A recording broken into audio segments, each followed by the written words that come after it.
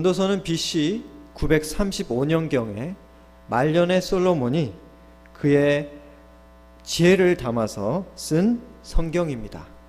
솔로몬은 1000번째 사건을 통해 하나님의 특별한 계시를 받기 전부터 다윗 왕에게 열왕기상 2장 9절에 너는 지혜로운 사람이다, 너는 지혜로운 사람이다 라고 인정을 이미 받았던 인물이었습니다. 즉위 초기에도 솔로몬이 이미 지혜로웠다면 그가 하나님께 특별한 지혜를 받고 나서 그의 지혜를 단련하여 생애 완숙한 나이에 이르렀다면 얼마나 더 지혜로워졌겠습니까? 노년의 솔로몬은 하나님께서 주신 지혜를 가지고 인생을 유심히 관찰해 보았습니다. 그래서 전도서에는 그의 현실에 대한 관찰 기록이 나와 있습니다.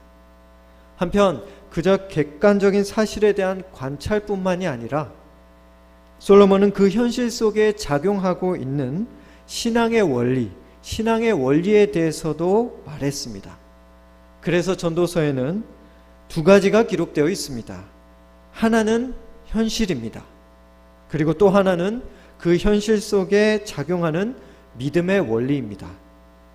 오늘 본문에도 뛰어난 지혜로 관찰한 분명한 현실의 모습 두 가지가 기록되어 있습니다. 또한 그 두 가지 모습을 관통하는 명백한 세 개의 신앙 원리가 기록되어 있습니다. 그것이 무엇입니까? 그럼 한 절씩 살펴보시겠습니다. 9절에 보시면 내가 이 모든 것을 보고 해 아래에서 행하는 모든 일을 마음에 두고 살핀즉 사람이 사람을 주장하여 해롭게 하는 때가 있도다 라는 말씀이 나옵니다. 솔로몬은 세계의 여러 모습을 관찰해 보았습니다. 그러던 중에 한 권력자가 자신의 권력을 남용하여 아랫사람을 통제하여 손해를 끼치는 모습을 보았습니다. 솔로몬이 보기에 이것은 명백한 악행이었습니다. 그러나 이런 일이 현실에서는 비일비재한 것이고 솔로몬이 그것을 모르는 사람도 아닙니다. 문제는 다음 구절입니다. 10절에 보시면 그런 후에 내가 본즉 악인들은 장사 지낸 바 되어 거룩한 곳을 떠나 그들이 그렇게 행한 성읍 안에서 잊어버린 바 되었으니 이것도 헛되도다 라고 말합니다. 첫 번째 문제는 권력을 휘두른 악인들이 버젓이 장사되었다는 것입니다. 이스라엘 문화에서는 극악한 악인들의 시체는 제대로 무덤에 들어가지 못했습니다. 새들이나 개가 와서 먹어버렸습니다. 혹은 거름이 되도록 방치되었습니다. 그런데 악인들이 정상적인 절차를 밟아서 장례가 치러졌다는 것은 그들이 받아서는 안 될 존경과 인정을 사회적으로 받았다는 의미입니다. 두 번째 문제는 살아생전의 의인들이 거해야 할 거룩한 곳 성전, 거해야 할 거룩한 곳 성전에 악인들이 자연스럽게 드나들었다는 것입니다. 세 번째 문제는 살아생전에 그들이 성읍에서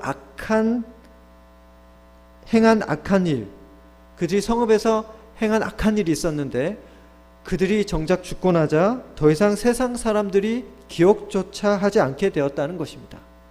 세 가지 문제를 종합해 보면 악인들이 살아서나 죽어서나 그의 죗값을 받지 않았을 뿐만이 아니라 오히려 칭찬을 받았다는 의미입니다.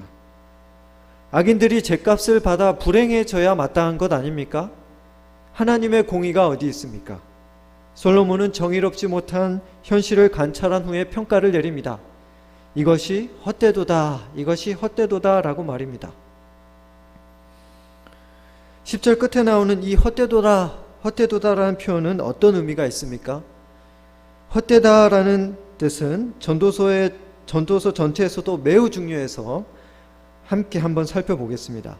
솔로몬이 이 전도서를 통해 노년에 관찰한 현실의 모습은 한마디로 평가해 보면 헛되다라는 것입니다.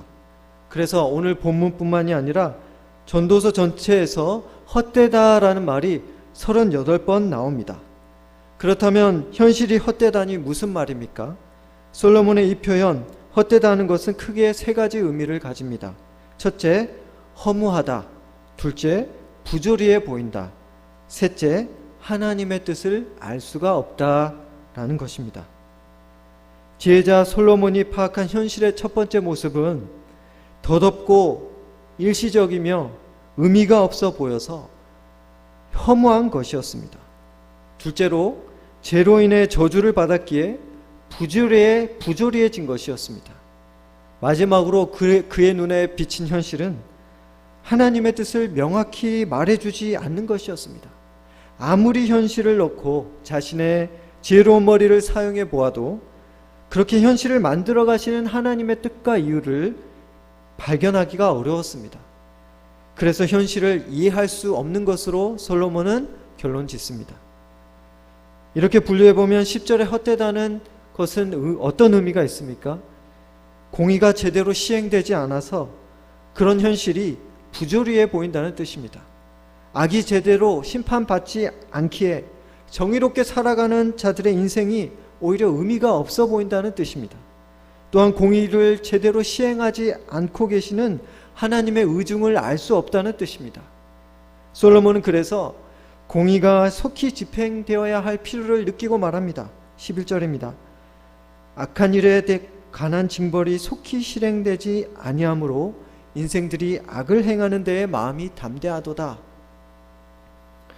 징벌이 속히 시행이 된다면 악을 행하는 사람이 줄어들 것입니다. 하나님께서는 악한 일에 대한 벌을 곧장 내리시지는 않고 있습니다. 왜냐하면 하나님은 자비로우신 분이시기 때문에 악인들이 스스로 잘못을 뉘우치고 그들의 잘못된 길에서 돌아오기를 기다리고 계시기 때문입니다.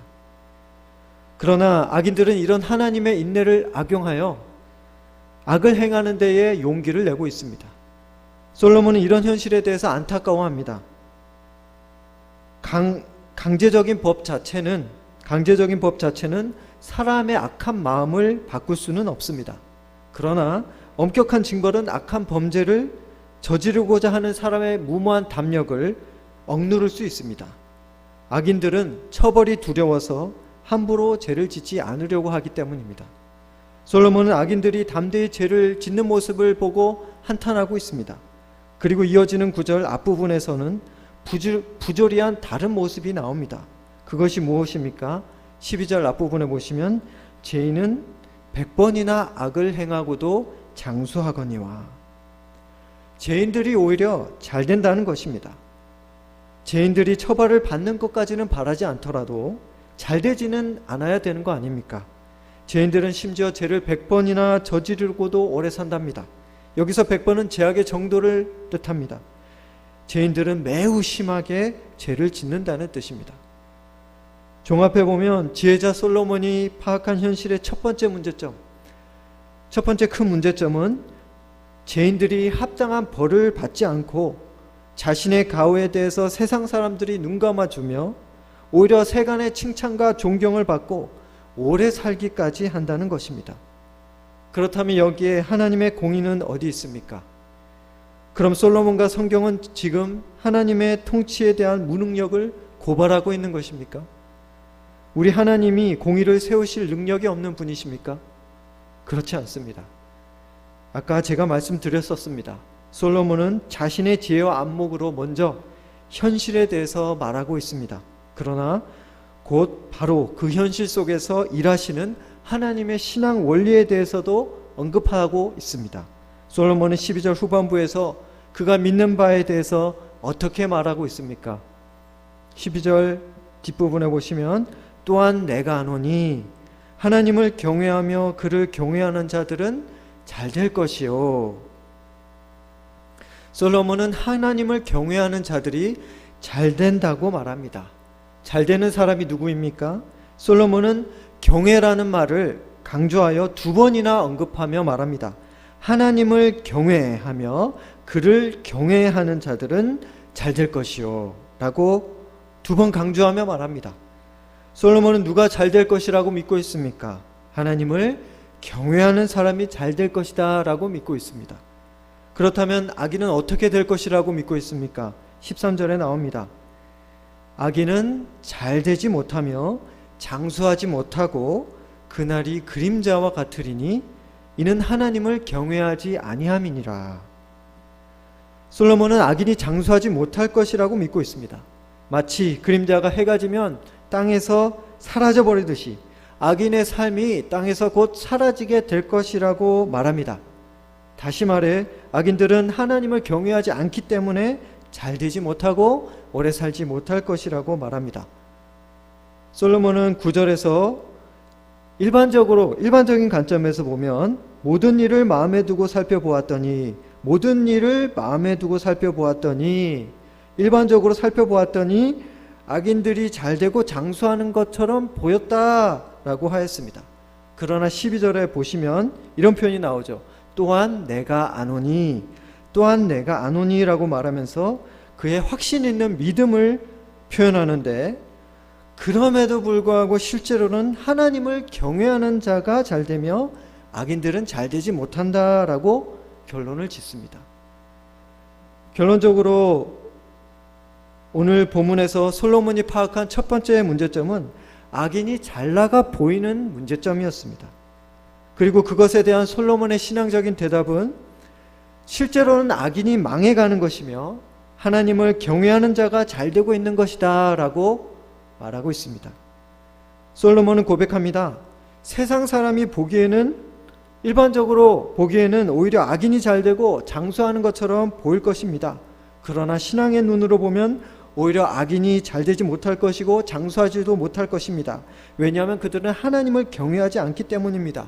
현실이 비록 그렇게 보이지 않는다고 할지라도 장수하는 사람은 오히려 하나님을 경외하는 사람입니다 라고 말합니다. 솔로몬의 고백에, 이 사랑하는 성도님 여러분, 이 솔로몬의 고백에는 우리가 배울 점이 있습니다. 그는 부조리해 보이는 현실의 모습을 파악하고 있습니다. 그 모습을 파악했을 뿐만이 아니라 그 부조리한 모습을 넘어서서 일하시는 하나님을 믿고 있습니다. 그리고 하나님께서 부조리해 보이는 현실의 모습을 해결해 주시고 결론적으로는 하나님의 뜻대로 모든 일이 바뀌어질 것이다 라고 믿고 있습니다. 또한 이 믿음은 최고의 심판관이신 하나님께서 최후의 심판 때에 그의 공의를 완벽히 세우실 것임을 믿고 드리는 고백이기도 합니다. 사랑하는 성도 여러분, 악인은 장수하고 잘 되는 것처럼 보이지만 실제로는 그렇지 않으며 그의 멸망은 속히 올 것이고 최후의 심판 때에는 그의 멸망이 완전히 임할 것입니다. 믿음의 사람들은 악인의 형통에 대해서 이렇게 생각할 수 있습니다. 이어서 두 번째로 솔로몬은 세상에서 관찰한 큰 두 가지 문제점, 두 번째 문제점에 대해서 언급합니다. 14절입니다.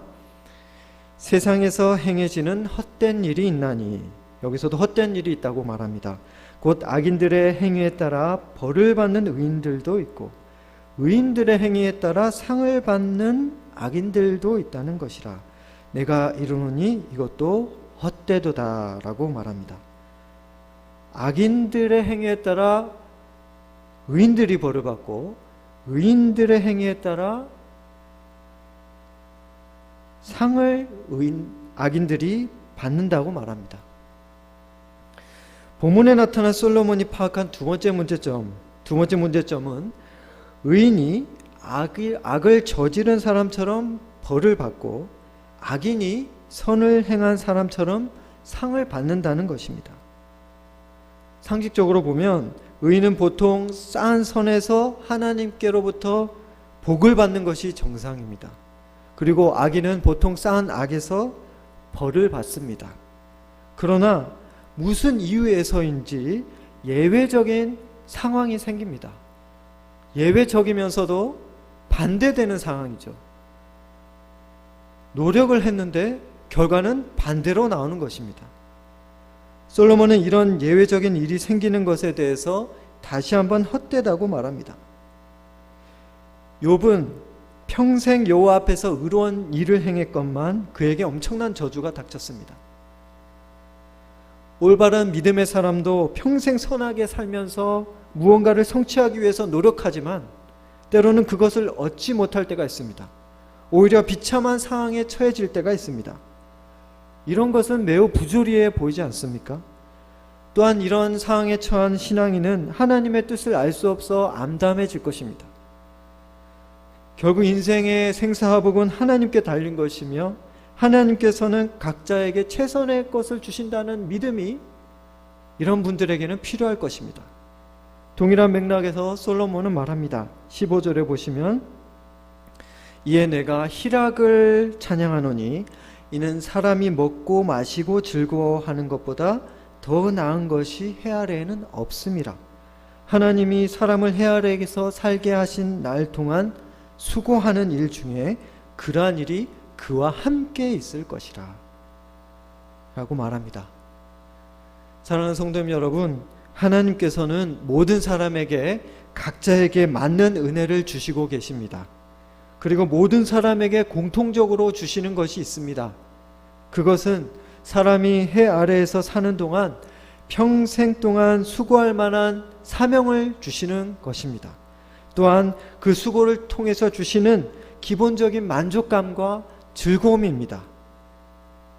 여기서 먹고 마시고 즐거워한다라고 표현했는데, 먹고 마시고 즐거워한다는 것은 하나님께서 우리에게 기본적인 필요를 채워주심으로 인해서 우리가 기뻐한다는 것을 뜻합니다.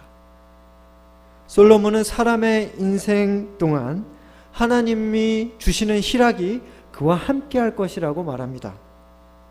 솔로몬 왕은 그러한 희락이 하나님이 주시는 선물이며 중요한 것이다, 하나님이 주시는 선물이며 중요한 것이다 라는 사실을 전도서 3장 12절 13절에서도 언급합니다. 제가 봉독해 드리겠습니다. 사람들이 사는 동안에 기뻐하며 선을 행하는 것보다 더 나은 것이 없는 줄을 내가 알았고, 사람마다 먹고 마시는 것과 수고함으로 낙을 누리는, 먹고 마시는 것과 수고함으로 낙을 누리는 그것이 하나님의 선물인 줄을 또한 알았도다 라고 말합니다.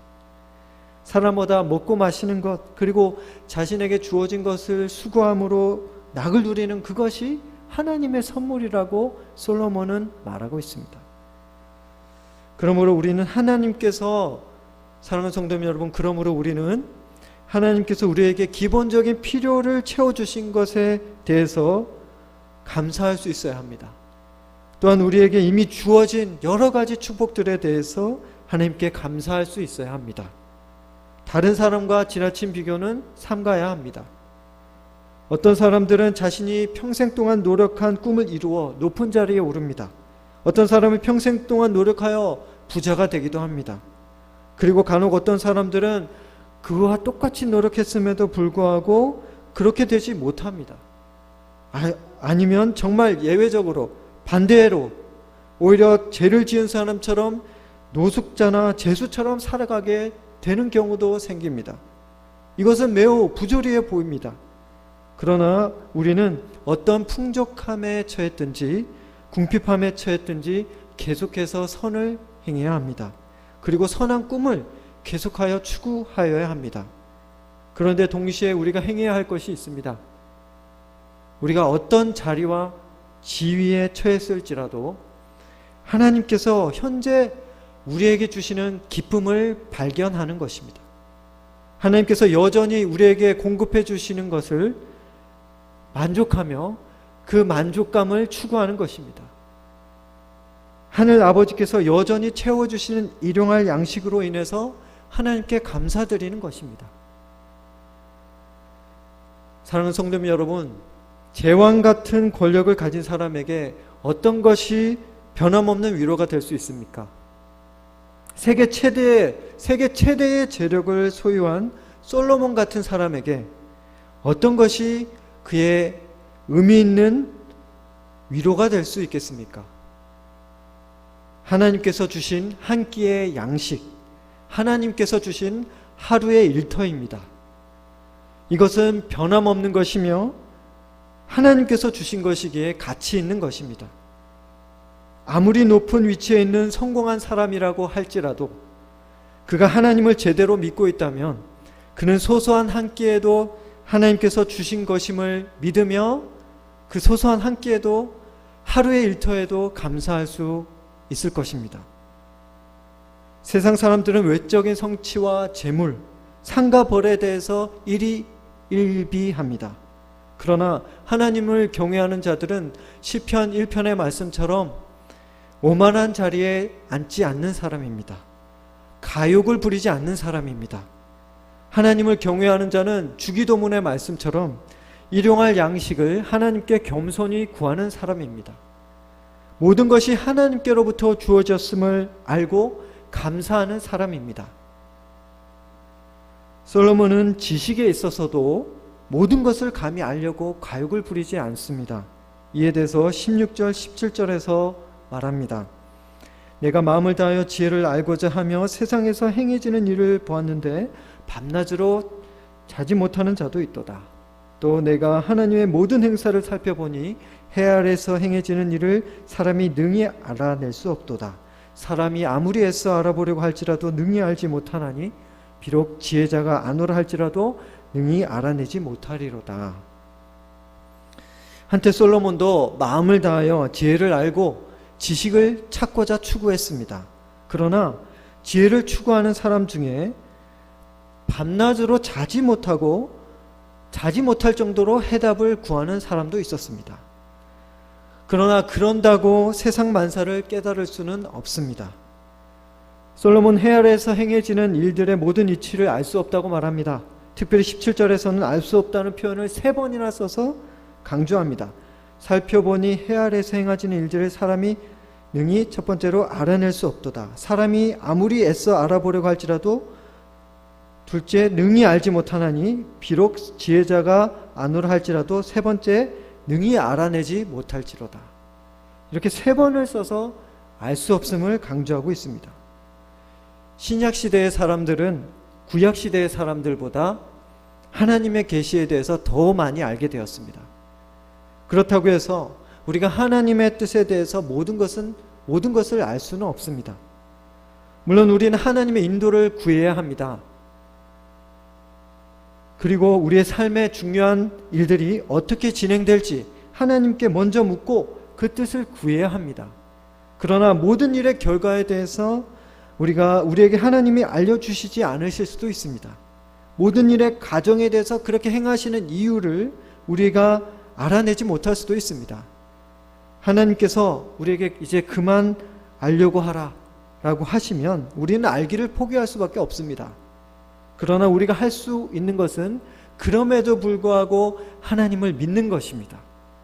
그럼에도 불구하고 알지 못하기에 하나님을 의지하는 것입니다. 하나님의 높으심을 믿고 그를 경외하는 것입니다. 이에 대해서 전도서 3장 11절 14절은 말합니다. 제가 봉독해 드리겠습니다.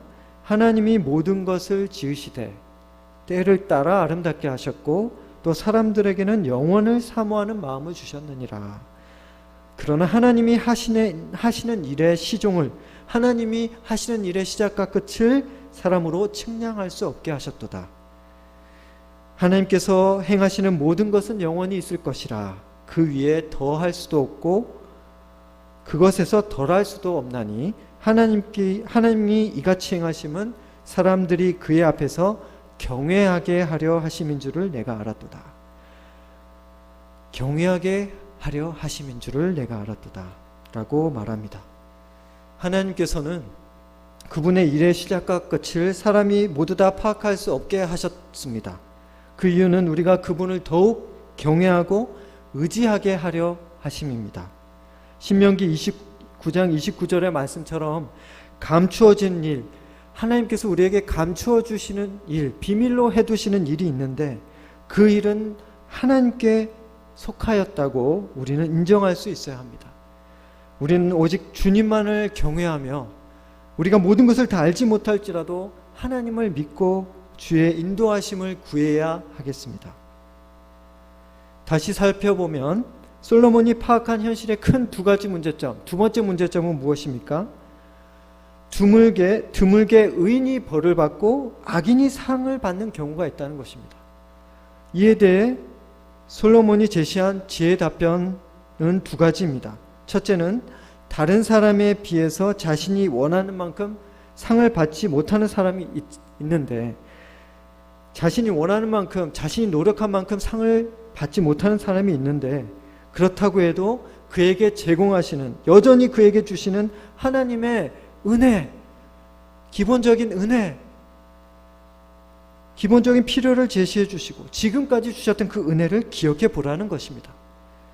그러면 받은 은혜가 크기 때문에 하나님의 그 일시적인 불공평함에 대해서 더 이상 불평하지 않을 수 있을 것이라고 말합니다.